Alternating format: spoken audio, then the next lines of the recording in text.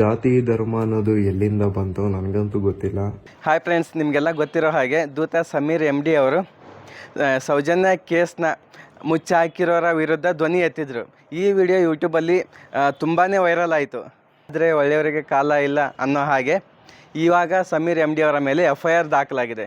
13 ವರ್ಷಗಳ ಹಿಂದೆ ಕಾಲೇಜಿಗೆ ಹೋದಂಥ ಸೌಜನ್ಯ ವಾಪಸ್ ಸಿಕ್ಕಿದ್ದು ಹೆಣವಾಗಿ, ಅದು ಭೀಕರವಾಗಿ ಅತ್ಯಾಚಾರವಾಗಿ. ಕೇಸು ಪೊಲೀಸಿಂದ CBIವರೆಗೂ ಹೋಗಿ ಕೇಸೆಲ್ಲ ಮುಚ್ಚಿ ಹೋಗಿದೆ. 13 ವರ್ಷಗಳ ನಂತರ ಮೊನ್ನೆ ಒಂದು 2-3 ದಿವಸದ ಕೆಳಗೆ ಸಮೀರ್ ಅವರು ಇದರ ಬಗ್ಗೆ ಡೀಟೇಲ್ ಆಗಿ ಒಂದು ವಿಡಿಯೋ ಮಾಡಿದ್ದಾರೆ. ಯಾವ ರೀತಿ ಕೇಸ್ ನಡೀತು, ಯಾವ ರೀತಿ ಮುಚ್ಚಿ ಹಾಕಿದ್ರು, ಅವರು ಆ ಕೇಸಲ್ಲಿ ಯಾವ ಗಣ್ಯ ವ್ಯಕ್ತಿಗಳು ಭಾಗಿಯಾಗಿದ್ದಾರೆ ಅಂತ ಈ ರೀತಿ ಎಲ್ಲ ಡೀಟೇಲ್ ಆಗಿ ಅವರ ವಿಡಿಯೋದಲ್ಲಿ ಹಾಕಿದ್ದಾರೆ. ಅದು ಬರೋಬ್ಬರಿ 40 ನಿಮಿಷದ ವಿಡಿಯೋ ಇದೆ ಅವರ ಚಾನಲಲ್ಲಿ. ಆದರೆ ಸಮೀರ್ ಅವರು ಧ್ವನಿ ಎತ್ತಿದ್ದು ಸೌಜನ್ಯಗೆ ನ್ಯಾಯ ಸಿಕ್ಕಿಲ್ಲ, ಸೌಜನ್ಯಗೆ ನ್ಯಾಯ ಸಿಗಬೇಕು ಅಂತ ಮಾತ್ರ.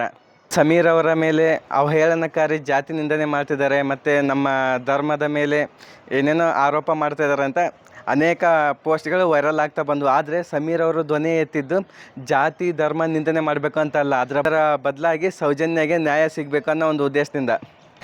ಆದರೆ ಈಗ ಸಮೀರ್ ಅವರ ಮೇಲೆ FIRನ ದಾಖಲೆ ಮಾಡಿದ್ದಾರೆ. ಅದು ಬಳ್ಳಾರಿಯ ಪೊಲೀಸ್ ಸ್ಟೇಷನಿಂದ. ಅವರು ವಾಸವಾಗಿರೋದು ಬೆಂಗಳೂರಲ್ಲಿ, ಅಲ್ಲಿಗೆ ಬಂದು ವಿಚಾರಣೆಗೆ ಹಾಜರಾಗಬೇಕಂತ ಹೇಳಿದ್ದಾರೆ.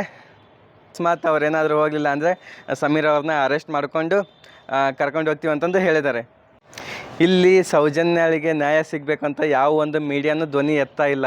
ಅದರ ಬದಲಾಗಿ ಹೇಗೆ ಚೇಂಜ್ ಮಾಡ್ತಿದ್ದಾರೆ ಅಂದರೆ, ಸಮೀರ್ ಅವರು ನಮ್ಮ ಧರ್ಮದ ಬಗ್ಗೆ ನಿಂದನೆ ಮಾಡ್ತಿದ್ದಾರೆ ಅಂತ ಎಲ್ಲ ನೆಗೆಟಿವ್ ಆಗಿ ಥಿಂಕ್ ಮಾಡಿ ಸಮೀರ್ ಅವರ ಮೇಲೆ ಆಪಾದನೆ ಹೊರಿಸಿ ಇದನ್ನ ಕೇಸ್ನ ಮತ್ತೆ ಮುಂಚೆ ಮುಚ್ಚಿ ಹೋಯ್ತಲ್ಲ, ಆ ರೀತಿ ಇದನ್ನ ಟರ್ನ್ ಮಾಡೋದಕ್ಕೆ ಟ್ರೈ ಮಾಡ್ತಾ ಇದ್ದಾರೆ.